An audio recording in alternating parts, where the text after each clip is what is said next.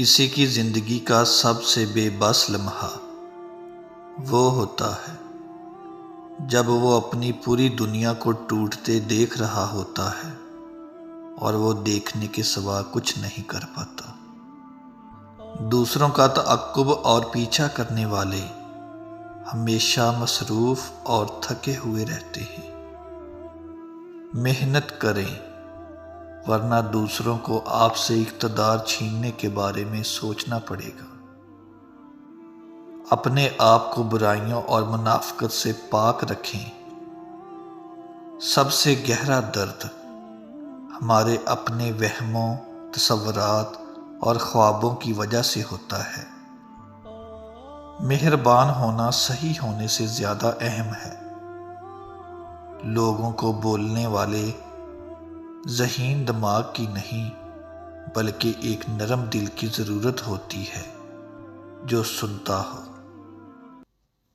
بدترین چیزیں: سونے کی کوشش کرنا جب نیند نہ آ رہی ہو، اس کام کی خواہش کرنا جو آپ کو کرنا نہ آتا ہو، خوش ہونے کی کوشش کرنا جب آپ خوش نہ ہوں۔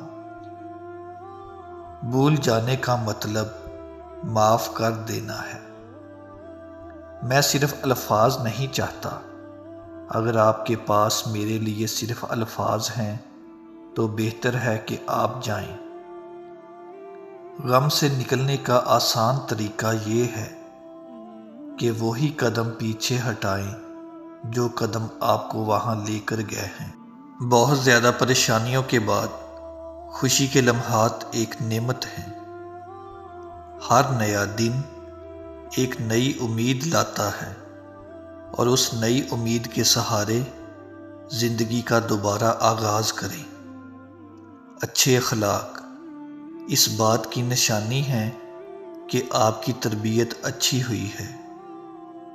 زندگی میں مشکل حالات کی وجہ ناکامی نہیں بلکہ کوشش نہ کرنا ہے۔ ایک ہی وقت میں دو مخالف خیالات کو ساتھ لے کر چلنا ذہانت ہے۔ چیزیں اس وقت تک دلکش لگتی ہیں جب تک ہماری پہنچ سے دور ہوں، لیکن حاصل ہونے کے بعد وہ اپنی دلکشی کھو دیتی ہیں۔ صرف ثابت قدم رہنے کی صلاحیت ہونا کافی نہیں ہے، آپ کے پاس دوبارہ شروع کرنے کی صلاحیت بھی ہونی چاہیے۔ زندگی مشکل نہیں ہے بلکہ یہ زندگی گزارنے کی جدوجہد ہے جو مشکل ہے۔ کسان کسی بھی ملک کی ریڑھ کی ہڈی ہوتے ہیں، لیکن ریڑھ کی ہڈی کون بننا چاہتا ہے؟ زندگی میں آگے بڑھنے اور ترقی کرنے کے لیے قدم اٹھائیں، ابھی زیادہ دیر نہیں ہوئی۔ بعض اوقات خوشی سے زیادہ اپنے آپ کو درد سے محروم کرنا مشکل ہوتا ہے۔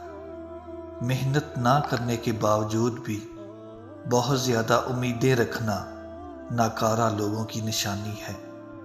جو چیزیں آپ کو ناکام کرتی ہیں، میں ہمیشہ ان چیزوں کو پسند کروں گا۔